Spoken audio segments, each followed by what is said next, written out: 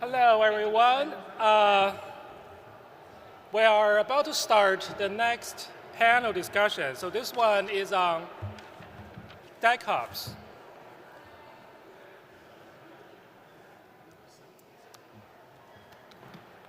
You need a gavel. Yep.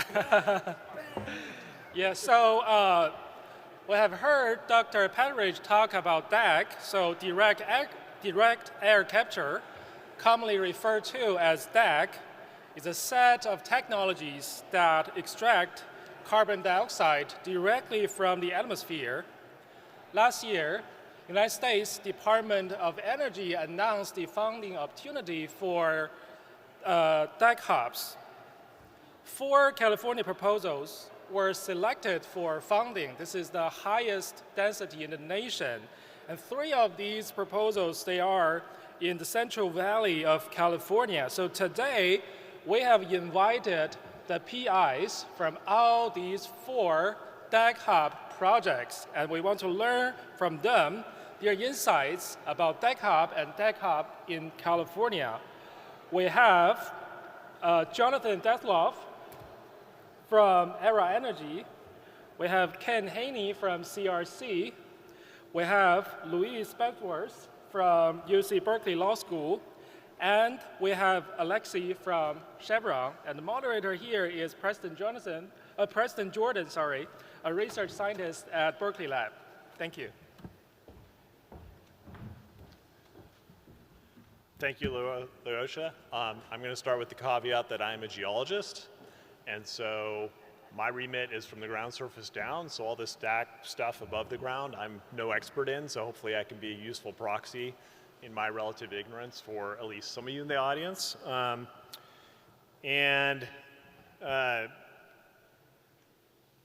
it's been described, DAC involves materials that bind with CO2 and at the temperatures we all like to live at. And when heated up, they release the CO2. DAC itself is not a particular technology. It's a whole suite of technologies. And from my thin knowledge, it's an amazing array of companies and approaches that they're taking to it. And so we're fortunate to have representatives of each of the projects that have received a grant from the Department of Energy to pursue implementing various technology solutions in the state. With that, I'm going to invite each of the representatives to describe their projects, maybe say a little bit about the technology that's used or any other aspects that they would like.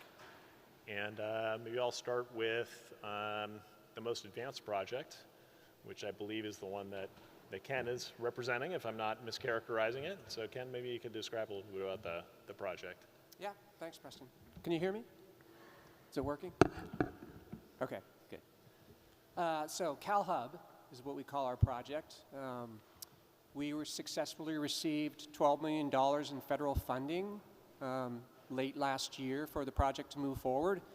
So big milestone for us. It's around pre-feed and feed studies for 2 stages of DAC development. Conceptually, what the project looks like is we have 2 DAC technologies we'll be deploying, one in our Kern Front field and one in our Elk Hills field. The first stage is 50,000 ton per annum plants in both fields. The second stage is 500,000 ton per annum plants in each field. The 2 fields are connected conceptually by a pipeline, which will transport the CO2 from Kern Front over to Elk Hills to our Carbon TerraVault 1 storage reservoir in Elk Hills. So Class 6 permits for the Carbon TerraVault are well underway. We expect this particular permit to be done by the end of the year.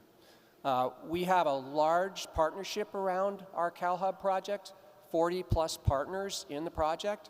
A lot of them are in the room today, so thank you all for coming. I'll miss a few, but just to mention a few of the leads around the project. Electrical Power Research Institute was our prime applicant and recipient. We at CRC kind of led the technical side. KCCD took the lead on the community benefit plan side, which was, again, a very significant and kind of kind of ground, Nicole tells me all the time, it was a groundbreaking piece of the project, so very proud of that. Very proud of the entire consortium. Armando's here from SoCalGas. They're the partner in the pipeline connecting current front and Elk Hills. And of course, our two DAC technology providers, Climeworks, who is a very established, probably the most established DAC company in the world, and Avnos, which is a California company with a new cutting-edge hybrid DAC technology. So that's just kind of a nutshell of our project. Great, thanks. Thank you, Ken. Alexei, why don't we just continue on? Sounds good. So yes, we're Alexei Vyssotski. I'm with Chevron. So we have applied, so Ken mentioned he has applied for the TA, what's called 2, I think. That's we and the two other companies there applied for TA1, which is a feasibility study. And what we call our hub is the Western Regional Direct Air Capture Hub.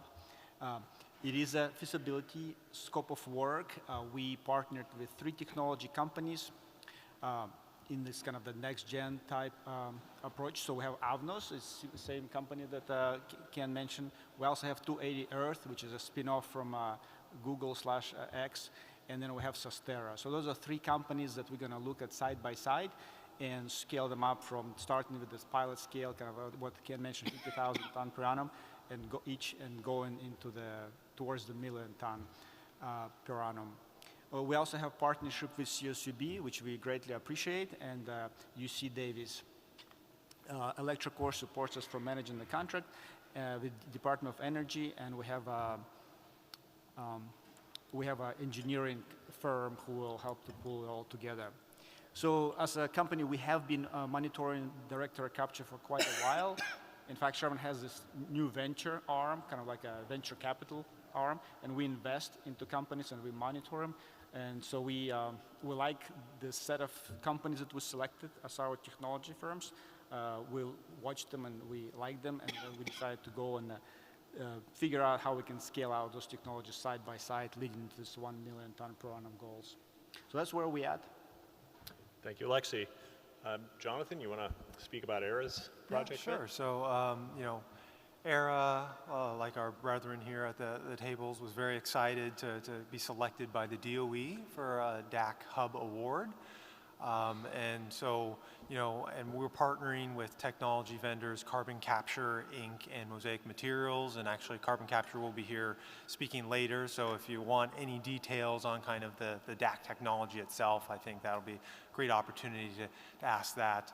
We're also happy to be partnering with Battelle, one of the nation's leading research institutes, and CSUB as well, a good local partner for the award. And so with our plan, our desire is to scale up DAC, connecting it to our Carbon Frontier sequestration project that we're currently permitting at our Belridge oil field over on the west side of Kern County.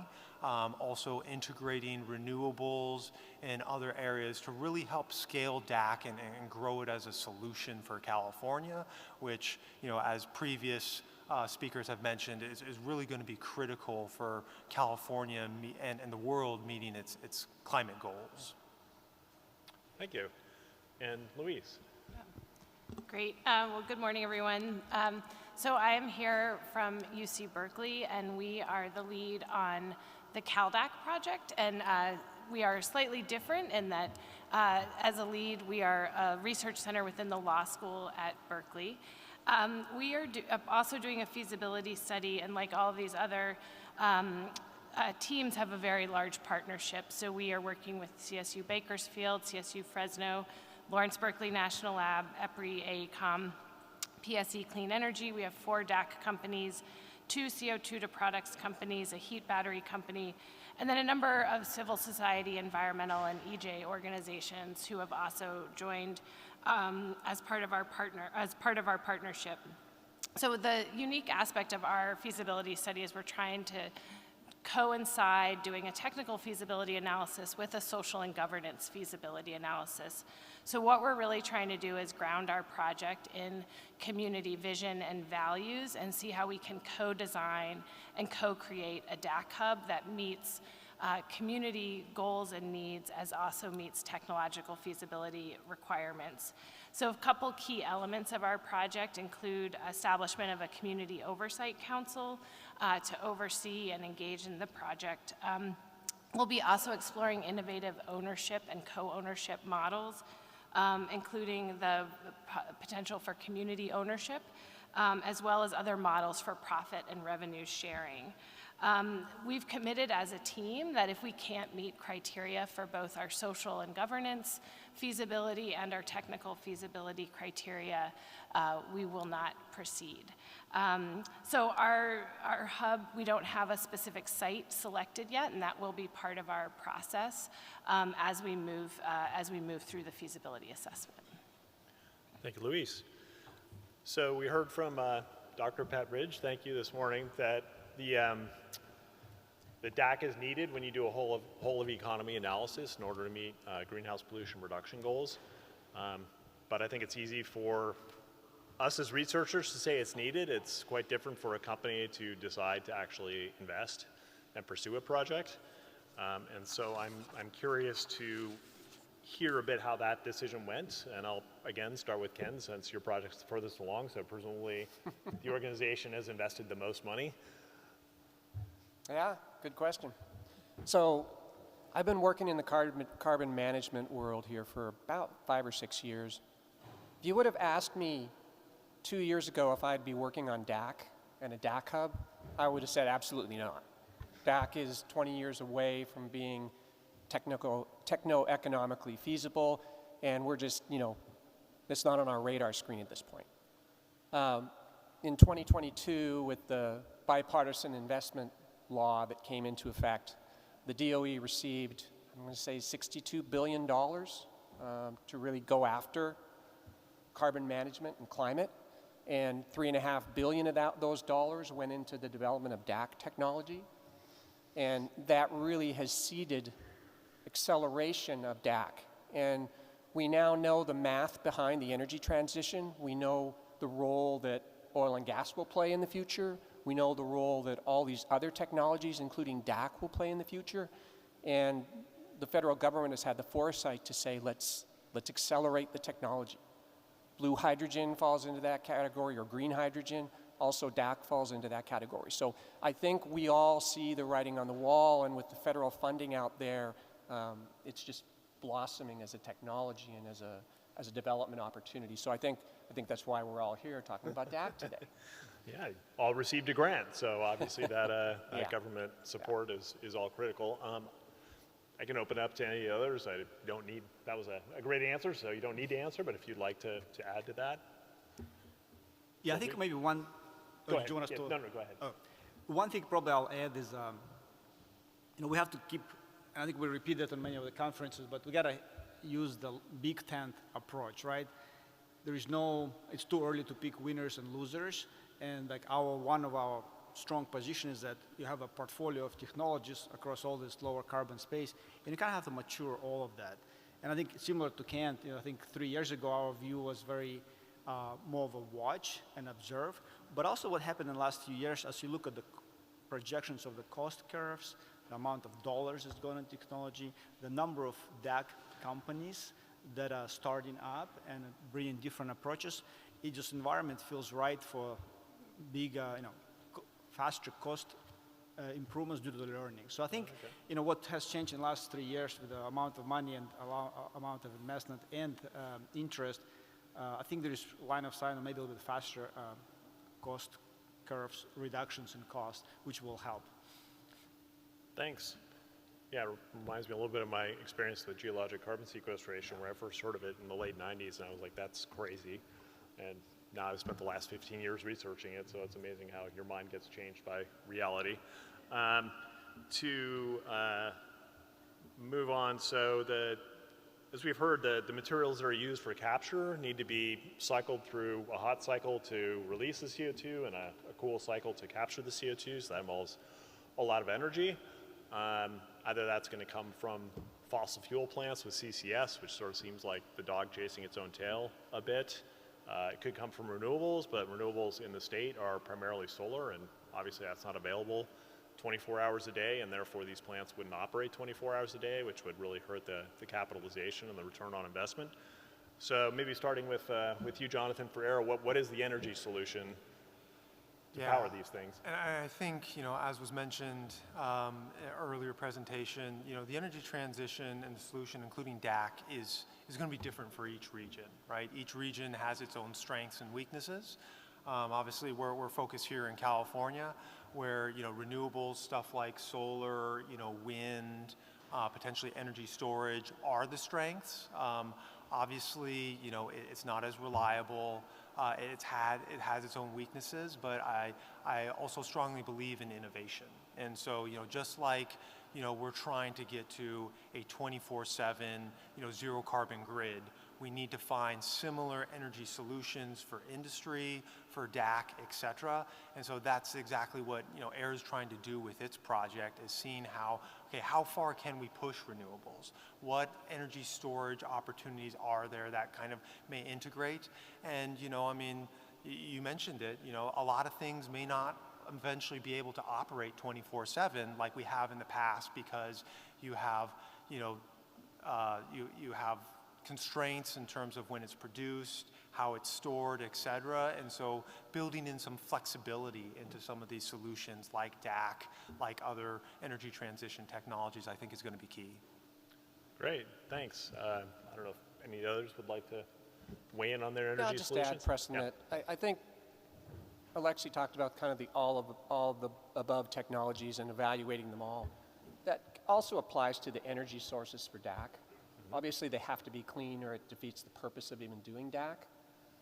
So, solar and wind with low capacity factors, it's a challenge. The storage is very expensive.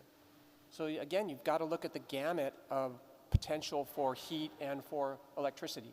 And, there's some DAC technologies out there now that don't need heat.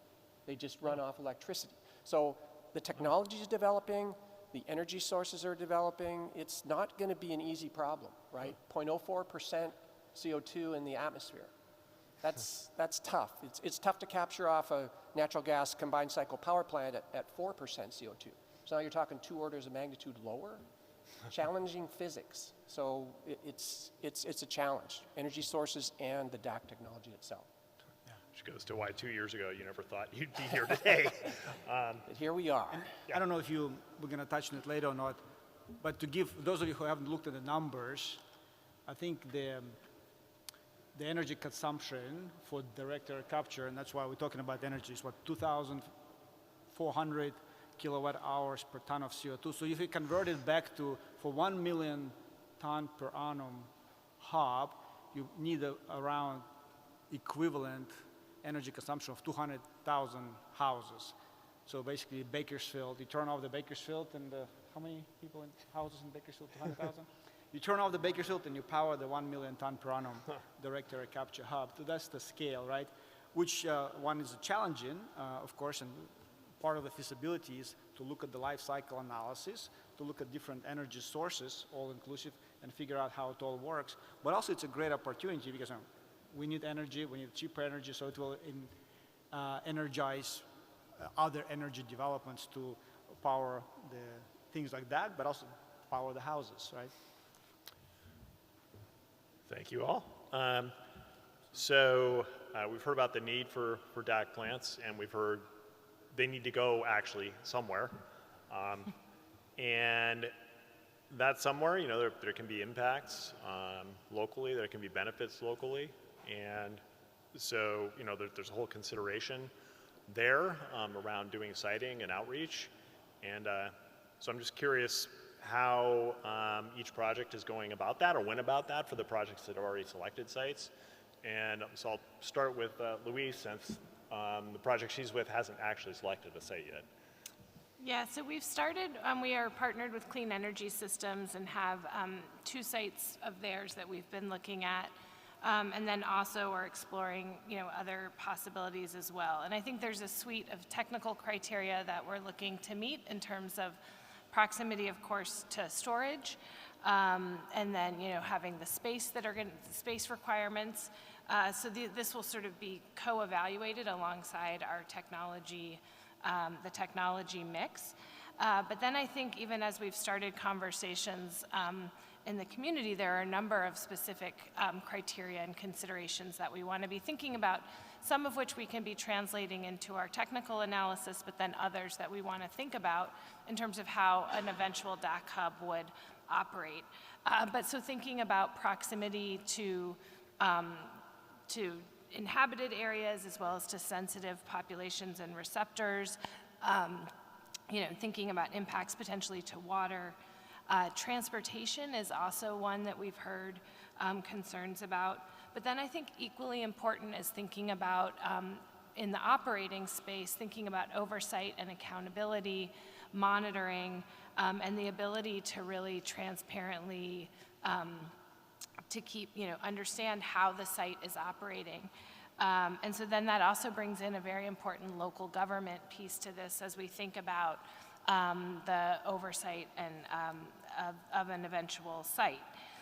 So we will be looking at all of these considerations and refining them through our engagement process, and taking as many of them as we can and translating them into parameters that can shape a technical analysis, but then also translating them into our ultimate community benefits plan and overall governance that we're constructing around the hub.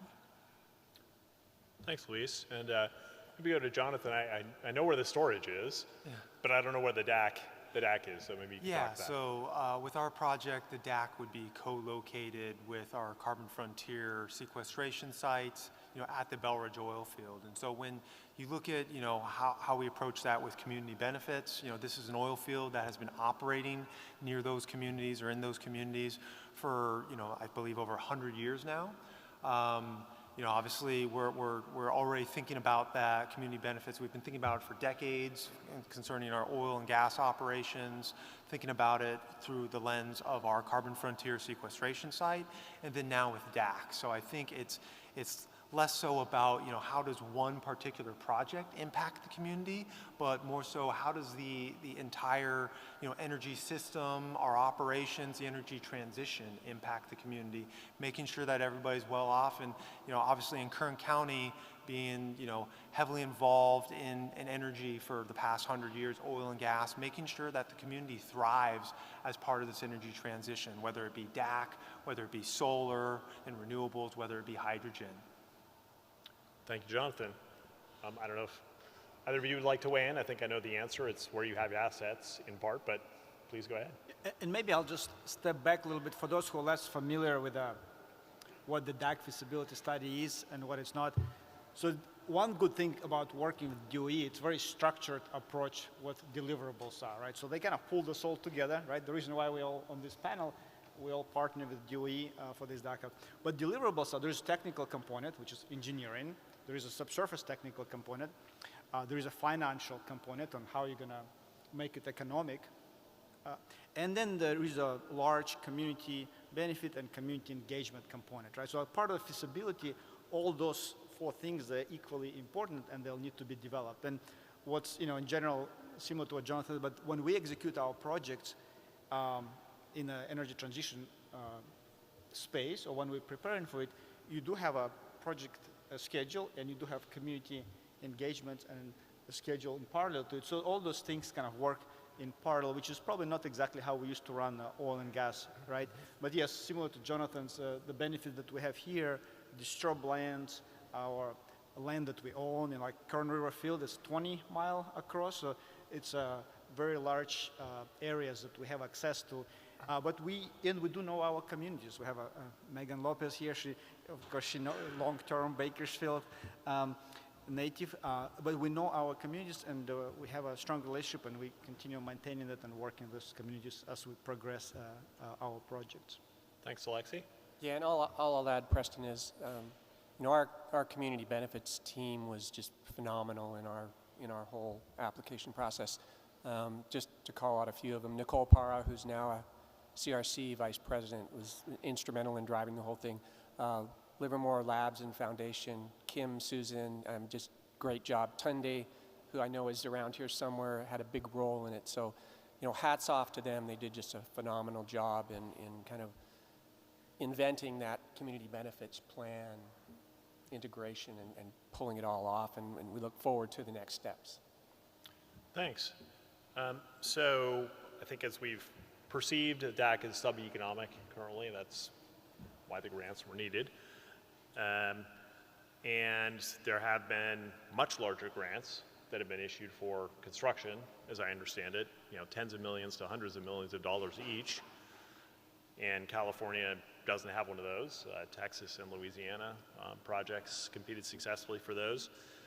So if California is to receive one of those, the competition is going to be stiff. North Dakota and Wyoming come to mind as particularly organized from sort of a whole estate perspective. And so there's a question, what could California government, what should California government do if it wants to facilitate DAC? And I think I'll start off with Louise, since you're with UC Berkeley Law. That's kind of a policy matter. Great. Thanks. Well, prior to coming to Berkeley, I spent about 10 years working for the state of California in Governor Brown and Newsom's administration, and in many cases was worked quite a bit on some infrastructure investment programs. So I think there's a huge opportunity for California to really be thinking about how we deploy DAC as part of our climate change strategy. So the AB 32 scoping plan clearly identifies a need for carbon dioxide removal as part of our overall strategy. And I think there's a real space for the state to start really defining what does that look like within our strategy alongside our emission reduction efforts, and I think really proactively address some of the concerns that come up when we talk about DAC, whether that is the moral hazard concern about taking attention away from efforts to reduce greenhouse gas emissions, which we all know have to be our foremost priority. So I think there is a real opportunity for the state to articulate within its strategy, where does carbon dioxide removal fit and what does it look like? And that can really be a model for scaling. I think another really important piece that the state has made central to its climate policy is equity. And how are we ensuring that the transition is lifting all communities and ensuring that all communities have part in the transition? And so that includes communities that have derived a lot of economic benefit from oil and gas. How do we ensure that they are deriving economic benefit in this transition that is equal to or greater than that? How are we ensuring that communities that have been faced decades of pollution and systemic discrimination are not facing that again as we make this transition? So I think there are really key opportunities here that California can leverage as we think about deploying this technology. There are also a number of other initiatives that are happening alongside this that I think present really strong opportunities, and that includes the Jobs First collaboratives that are being established in all regions of the state as we're thinking about regional economic development for one of the first times in the state's history. How are we thinking about that? And these are designed to think about that alongside our climate transition. So really starting to connect those dots in meaningful ways will be really impactful. And then finally, I think California demonstrated with its hydrogen hub that it can put out a model that is, it's made public its community benefits plan. It's got a commitment to 100% renewable energy, and it really has worked hard to take that hub concept and align it with the core values of the state's climate strategy. And I think that can serve as an example of how we can move forward on DAC as well, and I think can really position California in a unique space relative to other states. I think it's a real strength that we should lean in on. Thanks. Wow. First time regional economic development plans put together by the state. Did I hear that? One of the first. One of the first, okay. In recent years, yeah. Yeah. I was, as a born Californian, I'm like, yeah, it kind of sounds like the state I was born into. So I'm glad California's gotten there, like in some other policy areas. So I don't know if the others of you, maybe I'll go to Ken. I figure since you're the furthest along. So about policy. Yeah. So some of you have probably already heard me preach about this, but California does great at setting goals, but not so much at setting policy, developing policy that allows you to meet those goals. So we need to be, thank you.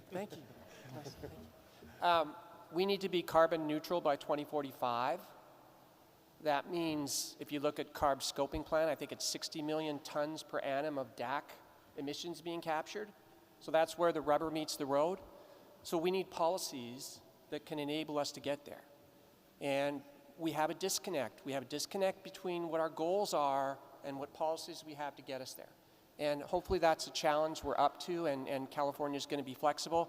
Just to give you an example, it's not really DAC related, but it's carbon management related, and it's kind of been my pet peeve for the last few years.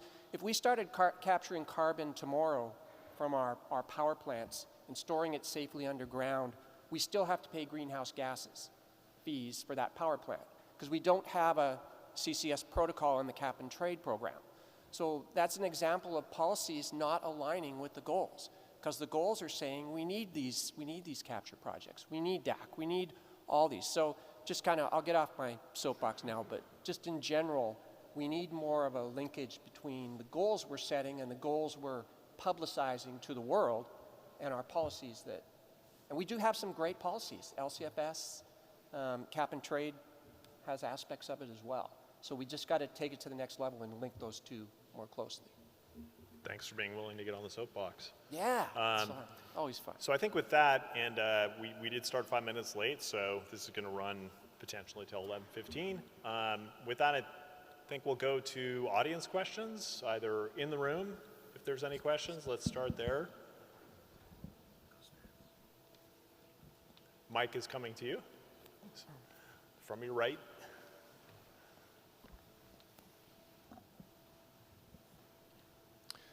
So, Ken, you had mentioned, you know I'd pick on you. So you had mentioned there's, 100 times more CO2 coming out of the stack at a power plant than is already in the air. So I really understand the value of doing all this R&D on DAC, but is there any value in spending any real capital in implementing DAC until we have carbon capture on every power plant? Yeah, it's a great question. If you look at, I think someone this morning showed an abatement curve, and it shows the cost versus the tons of CO2 that you can capture. Yeah, if you would have asked me 2 years ago, I would have said absolutely not. We're not touching DAC until we deal with point source capture. And we are. We're looking at point source capture on our internal emissions to CRC, and I know Chevron and Aera are also looking hard at theirs, and we have plans to implement. But like I mentioned earlier, when the federal funding, when the government decided, okay, this is a technology that we really need. We did the math. It may be 10 years out or 20 years out. We need it to be 5 to 10 years out. And they decided to make that investment. That's kind of what pushed us into it. Absent of that, Stuart, I'd say, yeah, we wouldn't be playing in this area right now, and it probably wouldn't make a lot of sense. But given that the technology needs to be accelerated, I think it's probably appropriate. Does that answer the question? Sorry. And Stuart, also, I guess, if you look at the forecast, right, like 2050 abatements in 2050, of course, there's many different forecasts and different ways to slice and dice the data, but majority of technologies that we're counting on in 2050 not mature technologies today, right? So it is a technology portfolio game, and we cannot forget about it. But I think you're right. To me, it's an and game. It's not or game, and we do need to develop technologies in parallel as building others. And so, to me, you got to mature the portfolio. Otherwise, we're going to keep saying what's better than other, and we don't really do anything, right? But the costs are high. I mean, it's $800, $600 to $800 to $1,000 today. What per ton of CO2, what it costs to capture DAC. The aspirational goals that you've seen is $200. Now, DOE has a moonshot, right? It's a target of $100 per ton. I mean, 200 and 100, that's kind of where you need to get to, but you're not going to get there by, doing studies and research, and it's back to the doubling theory, right? Every time you double production, you decrease percent of the cost. So to me, what I like about DAC, it's units, it's a standard unit that you multiply by a lot and stack them up. And so I think the learning curves could be accelerated with things like that. Anyway, so that's kind of my view on it. But yeah, it's an and game, it's not or game. Thanks. I think we'll go on to maybe a question, if there's a question online or virtual. I don't know if there is one. Maybe somebody can, oh, okay, we'll stay in the room. Thanks. So follow-up question to Stuart's. This is a hot topic with all of us that look at this stuff. We look at this, we have a hard time making the economics make sense. So kind of a follow-up to what Stuart's saying, I guess I'll challenge the speakers. If this was your company, if the carbon capture in America was your company, you know, would you be spending the amount of dollars the government's putting on DAC, or would you be spending it somewhere else if the goal was to move the needle more efficiently? That I struggle with that. I'm not arguing with it. I struggle with that. But if I frame it that way, does that change your perspective? Jonathan, would you like to take that? Yeah, so I think you kind of, you know, and just to build on what some of the other speakers have talked about, you know, it's about an innovation and an all of the above approach. You know, I mean, it's very easy for us, you know, especially in discussion with the energy transition and the costs that we're going to face to target, oh, well, this technology is cheaper, this technology is mature, but as we've seen through other presentations and various studies, no single technology is going to get us to neutrality, is going to get us to the finish line. And, you know, at the same time, a lot of the technologies we need, which I think DAC is one of them, are going to require a lot of innovation. And so, you know, everybody loves to point to, you know, the development of solar panels. You go back 20 years ago, it's like, why would anybody ever put a solar panel on their house?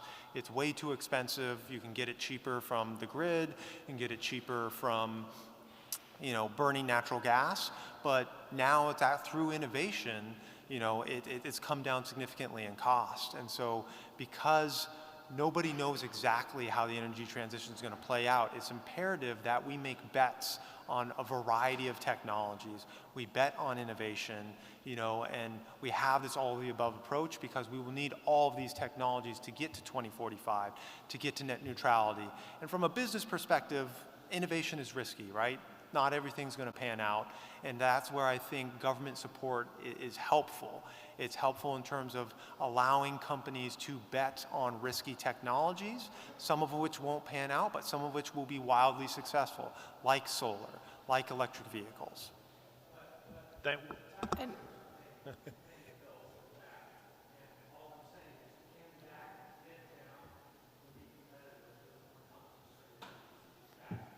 Yeah, I think that's the innovation mission, as I understand it. Could we have? I'm going to go. Yeah, Louise. Well, I guess the other thing I would just add is I think, especially where we are with DAC, if we look at one, the importance of addressing legacy and accumulated emissions, and the importance of removing carbon is, you know, going to be critically important because how much we have accumulated in the atmosphere is going to be determinative of whether we meet 1.5 or 2 degrees C.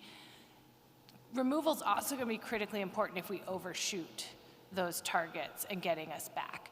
So as we look down the road, making these investments now will help us understand, is that even going to be a viable option? Or, you know, are we on the pathway to get there?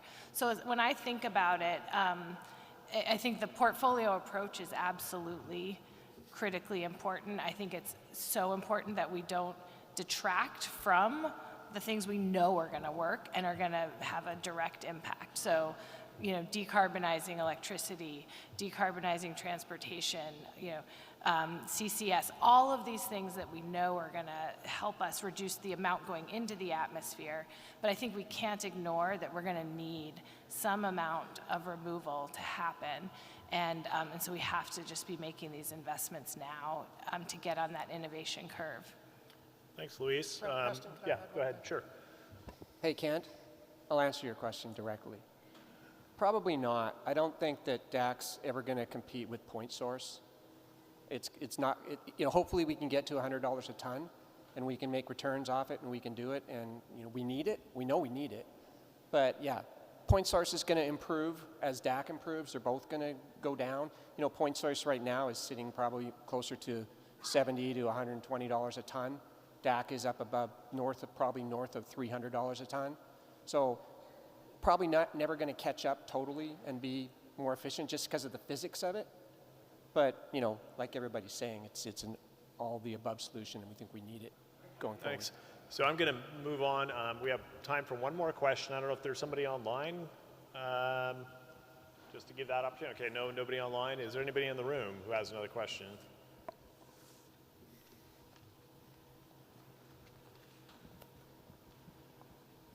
So, Ken, you mentioned that the oil industry sees themselves in the future, something like that, that we know where we're going to be in this transition. And at the Community Benefit Plan workshop, we kind of understood that the community doesn't really see themselves so much in the future. But the oil industry specifically, the people that I work with every day, I'm not sure they see themselves in the future. So where do CRC employees see themselves in your projects? Or have you gotten to that stage yet? Yeah, that's a good question. So CRC's been kind of a transition into, you know, everybody's going through a transition. 3 years ago, it was Travis Hurst and myself were working carbon projects. Travis is in here somewhere, I think.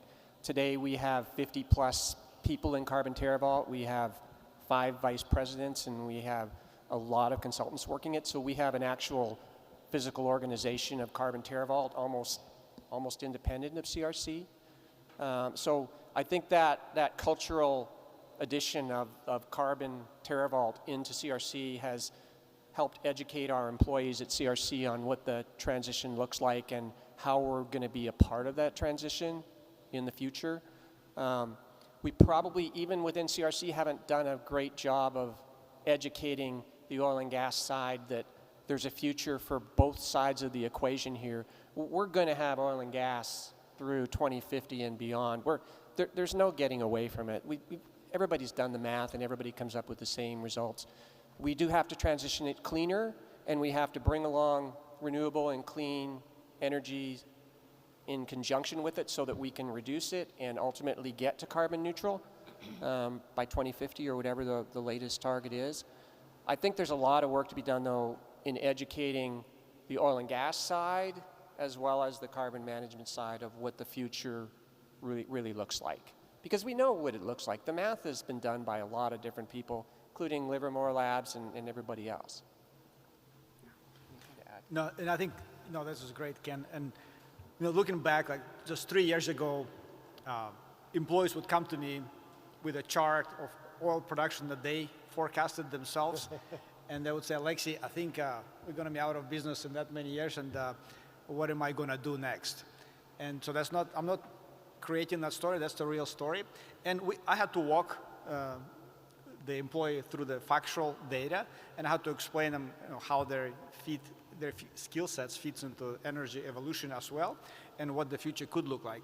So today, comparing 3 years ago to today, energy evolution topic is still one of the most popular topics with the new hires, with the younger employees.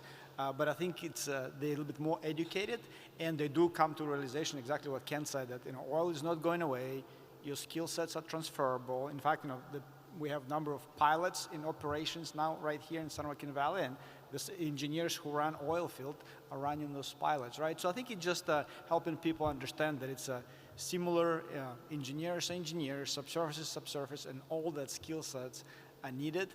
And as we kind of walk everyone through that and have the proof points, I think people will realize that their future is pretty bright in this space. And if you look at I like to mention that comparison, but to get to net zero by 2050, we have to build every week the 3 million ton per annum sequestration plant to get there. Every week. And the 3 million ton per annum, that's a Gorgon size.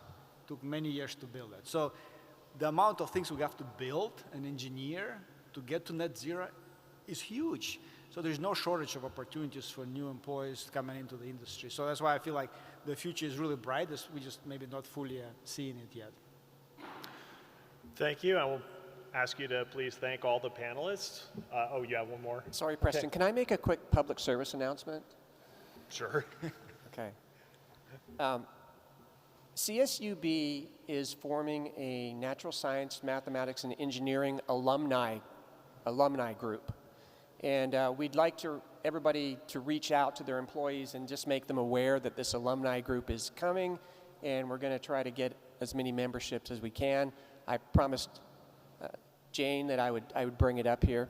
I will be emailing each of you at the companies here and having you pass along the news to your employees so we can kind of target and identify the alumni that we have from math and science here at Cal State. So that's it. Thank you very much. I hesitate to ask, but is there a URL? Is there an address where people can self-identify?